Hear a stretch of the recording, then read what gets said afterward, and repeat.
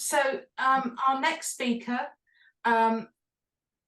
is Gail Simon, who is, and we're going to hear her talking about looking and listening in online therapy. Yep. She's unable to be here today, but she thinks it could be important, rather than send a video, for us just to look and listen.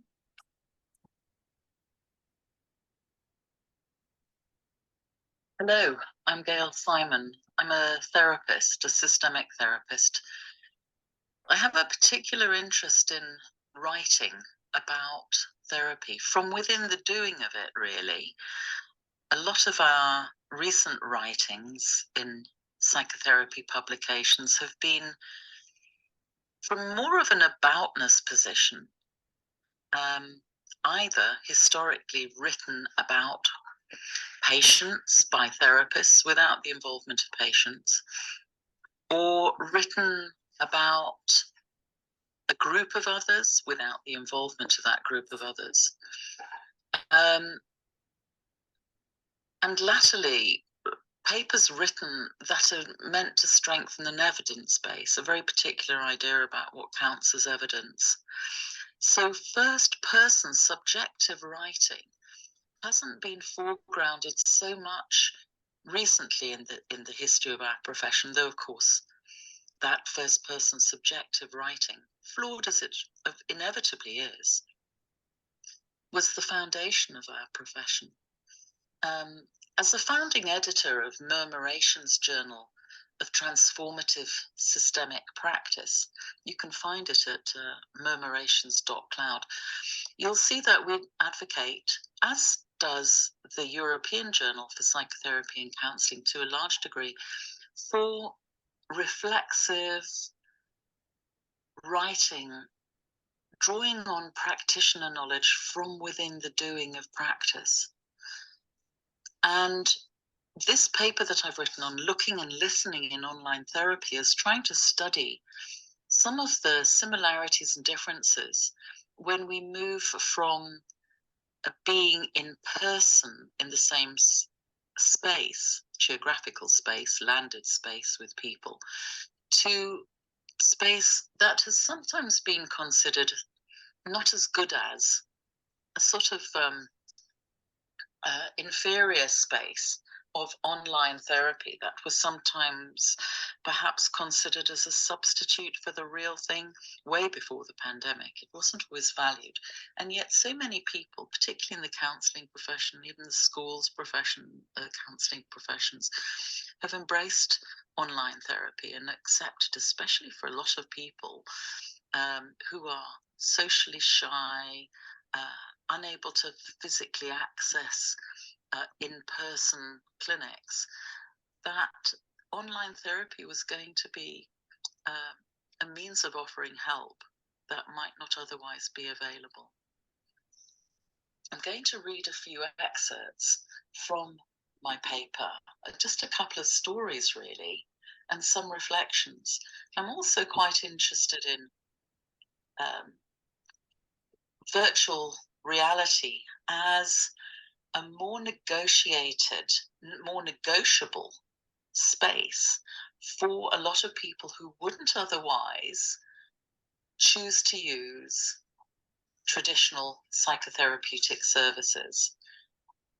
And I think one of the challenges we have to overcome in the profession of psychotherapies is how to decolonize our spaces and ourselves and our theories to work with what people want and need, and to share the space. You know, maybe clients are going to be designing the space for us to enter into, rather than us invite them into our, in effect, ivory towers, ivory being a key color perhaps as well. Anyway, I invite you to read the whole paper and respond to it with your own thoughts and critiques. Now, I've chosen to do this without an image of me talking, partly because I'm not available to do it in real time, and partly because I think it's interesting sometimes to just feel free, as you might with a podcast, to listen without feeling that you're having to look at the other person, to be seen to be looking at the other person, to be monitoring yourself, how you're appearing. So feel free to sit however you want, get up midway through this reading and shuffle into whatever position or space in the room you might feel is okay enough to do. There's still so much to learn from our experience, from clients and colleagues working online. But you know, there's an influence of this idea of learning to use technology or adapting to the need for technology that is distracted from the studying of changes of a more rounded and complex set of activities that are happening within therapeutic relationships. So I'm proposing that we need to study what we are doing together in online therapy in much more detail, to look at how we do it and look beyond that which might appear observable, and rather use our other senses which are in play through or despite the technology. In recent years, technology and human living have become so much more intertwined. We've moved away from owning our technology and instead become one with it. We're part of new techno-human systems in which therapists are not simply using technology, but are being changed by it and are changing of it. One day in an online screen conversation between colleagues, I was struck by where we look and how our decisions about where to look can help us connect with our conversational partners. I had my computer screen in gallery view, so all 8 people were visible to me at the same time, but stacked in rows, one above each other or next to each other. I noticed how my colleague Bev was looking lower down her screen at presumably Fran, the person she was addressing. Her face exuded warmth. She was smiling while she talked. On my screen, Fran was above her. I wondered where Bev was on his screen and how he felt about her talking to him while focusing away from the camera and therefore his eyes, not looking at him, even though she was, from within her perspective. I wondered whether there are new ethics in what's acceptable and accepted, and how we connect across these new positionings in our online addressive practices. Perhaps I'm trying to reproduce what I would have done in person. I try to demonstrate to the other person that they have my full attention, but it requires a conceptual leap for me to see the person by not actually looking at them, but rather at the black plastic lens of my webcam.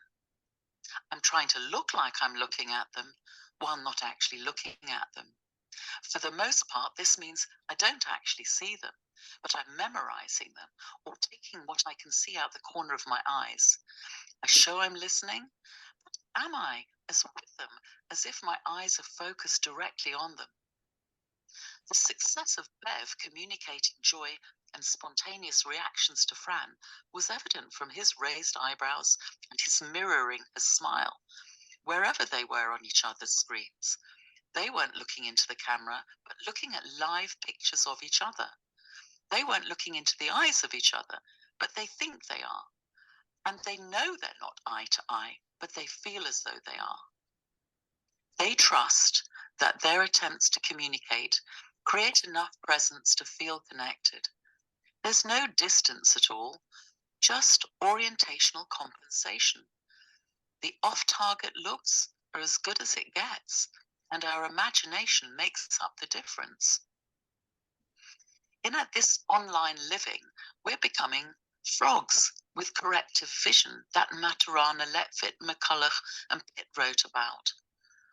The frog knows how to navigate its environment despite seeing the world upside down. We see others looking at us off target, but we are correcting our understanding of their looking through the lens of knowing their intention, which is to be looking at us. The intention of the other, wherever their focus, eclipses our first order neurobiological construction of seeing and any Western or gendered expectation of direct eye contact.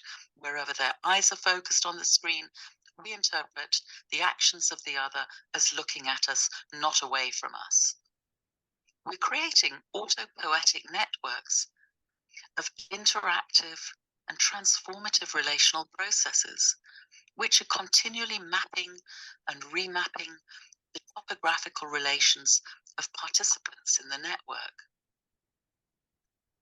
A therapist raised a concern in supervision about whether she was being neglectful in not working harder to get a young autistic person to sit up and face the camera in their sessions. She worried that the parent might come into the young person's room and see them lying on their bed during the therapy session and think they weren't taking the therapy seriously. She felt her previous supervisor would have speculated that the young person was avoidant of difficult feelings. The therapist's hunch was that the young person was creating the conditions for therapy to take place and that they wouldn't have otherwise participated. She felt they were together finding ways to engage and build confidence in the young person for negotiating social contact in their other settings. In supervision, we discussed the history of psychoanalytic clients lying down, facing away from the therapist. And while the reasoning behind this approach involved significant theoretical differences to her therapeutic model, it provided another narrative to challenge what has come to count as normal or appropriate in online therapy, that everyone should sit up straight and face the camera. By absolving herself of a responsibility to reproduce these new online professional norms rather than critique the power of received ideas, the therapist prioritized the relational possibilities for that particular therapeutic relationship. She developed a theoretical explanation for herself and for any parent who might have neurotypical expectations of what their autistic child should be doing in therapy. This reframe of avoiding eye contact is a reminder that we can free ourselves and our clients from pathologizing and monocultural narratives of how therapists and clients should behave in therapy. One thing I've noticed about myself is how much more present and relaxed I feel when I'm not on screen. Maybe having grown up in the era of phone calls, meaning, and I do have to explain this, with just an audio handset, I know how to get into a conversation quickly and easily. Many years ago, I worked on helplines, audio only, and you had to make a relationship within a short space of time with people who are sometimes at serious risk, but you didn't have any visual clues. You heard them and sensed them and met them this way. In my experience, it wasn't any less intense or useful than a one-to-one person session. In some ways, it was easier to engage because you didn't have to look like you were paying attention.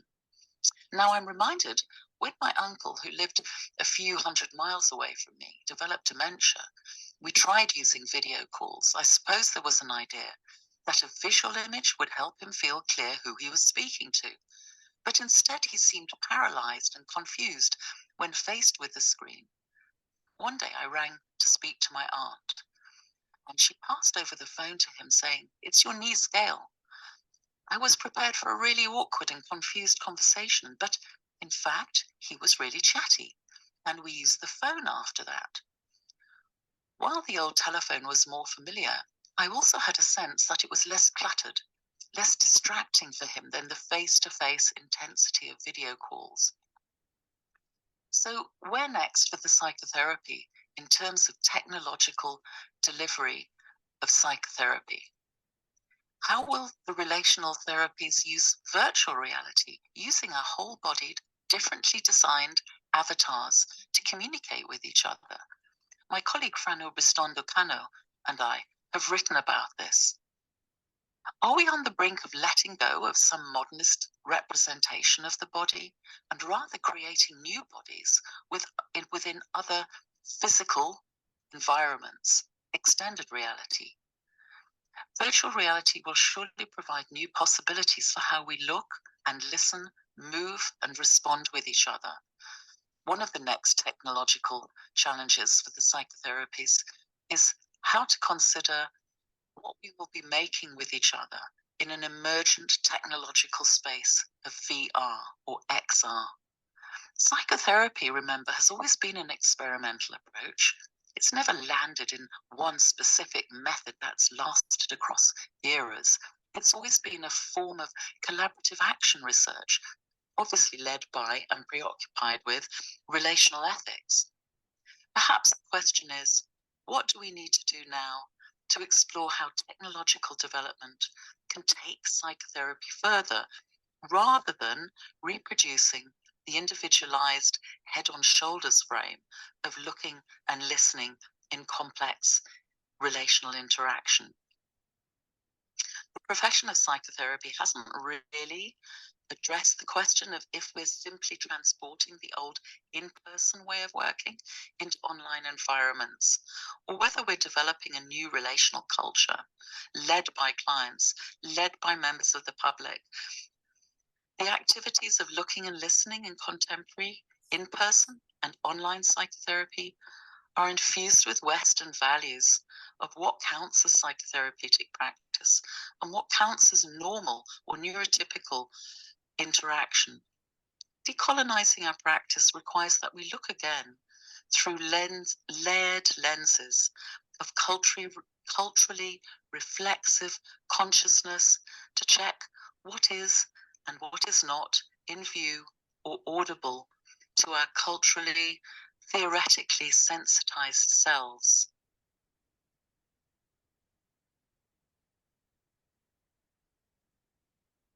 Thanks, Gloria. I was just going to sort of get in there asking if you could see how long.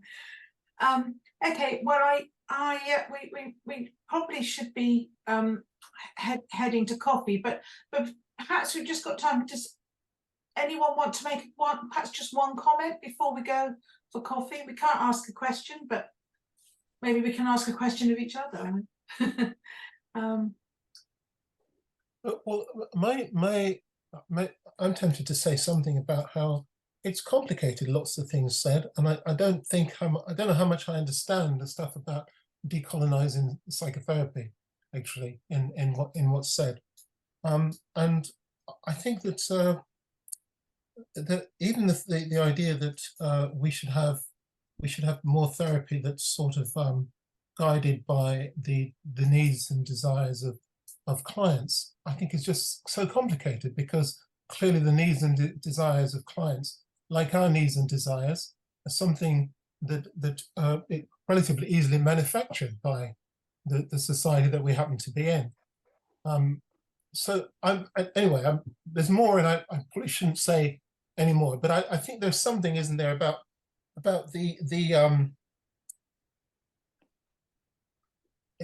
I'm thinking about Trish's paper as well. There's something about there's an idea that technology sort of opens the door and makes it unlimited what we can do, and maybe that's a big problem.